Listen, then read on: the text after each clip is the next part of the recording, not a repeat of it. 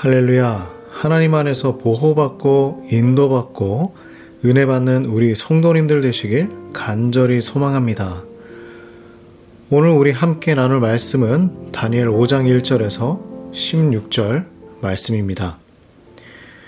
5장을 보면 오늘 말씀에 기록된 이야기는 느부갓네살 왕이 죽고 약 24년이 흐른 뒤 바벨론의 마지막 왕인 벨사살의 이야기입니다.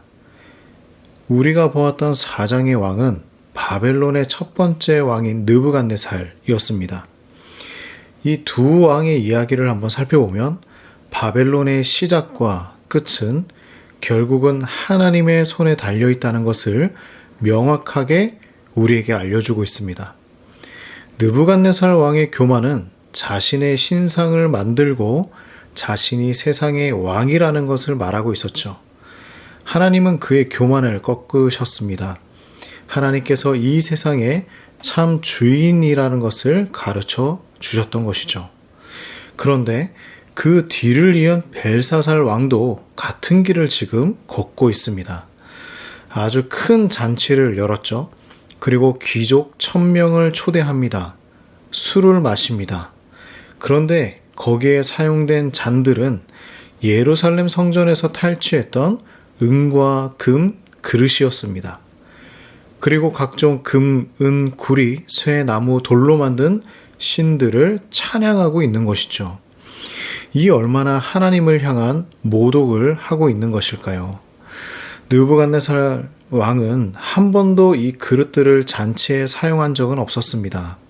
차마 그 거룩한 그릇을 사용할 수가 없었던 것이었죠.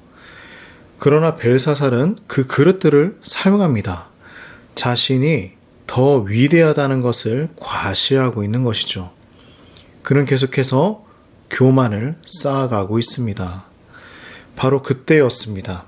사람의 손가락들이 나타납니다. 그리고 왕궁 촛대 맞은편 석회 벽에 글자를 쓰기 시작합니다. 벨사살 왕은 그 손가락을 보았습니다. 그의 표정은 변하였고 그의 무릎이 서로 부딪힐 정도로 떨게 되었습니다. 벽에 쓰인 글씨를 보고 바벨론의 지혜자들을 모아 그 글을 해석하라고 합니다. 그러나 아무도 그 글이 무엇인지 해석하지 못했습니다. 벨사살은 다시 그의 얼굴빛이 변하고 두려워합니다. 그때 왕비가 말하죠. 이 나라에 거룩한 신들의 영이 있는 다니엘이 있으니 그를 부르라고 합니다. 다니엘을 만날 벨사살 왕은 이렇게 얘기하죠. 아무도 그 손가락이 쓴 글씨를 해석하지 못했다. 너에 대해서 들은즉 너는 해석을 잘하고 의문을 푼다고 하니 나에게 해석해 주면 자주색 옷도 입히고 금사슬도 걸어주고 나라의 세 번째 통치자로 삼아주겠다라고 이야기합니다. 이 벨사살 왕의 감정의 변화가 느껴지십니까? 처음은 세상 이보다 교만한 사람이 없었습니다.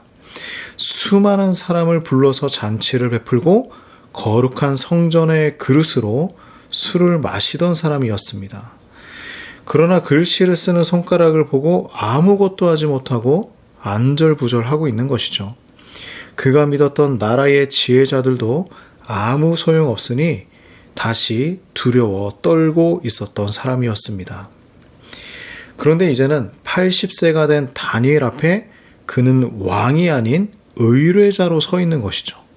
다 주겠으니 그를 해석해 달라고 합니다.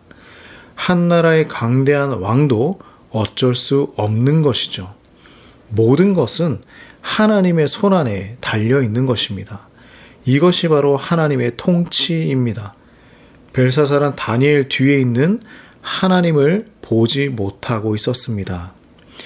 우리도 우리 뒤에서 일하고 계시는 하나님의 통치를 보며 살아가야 하는 것이죠. 글자를 보고 떨고 있는 왕, 그 글자가 무엇인지 도무지 알지 못하는 지혜자들이 있었습니다. 그러나 하나님의 지혜와 하나님의 인도하심으로 그 누구보다 담대하게 서 있는 나이 많은 다니엘도 거기에 있습니다. 하나님 안에 있는 다니엘은 담대합니다.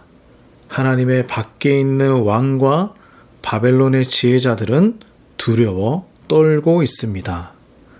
그러므로 하나님의 통치를 인정하고 하나님 안에서 살아가는 우리 모든 성도님들 되시길 간절히 소망합니다. 기도하겠습니다. 하나님, 우리의 삶을 통치하여 주시옵소서. 우리의 삶을 다스려 주시옵소서. 세상이 좋아 보여서 하나님의 손에서 벗어나려고 하는 연약한 우리를 붙들어 주시옵소서.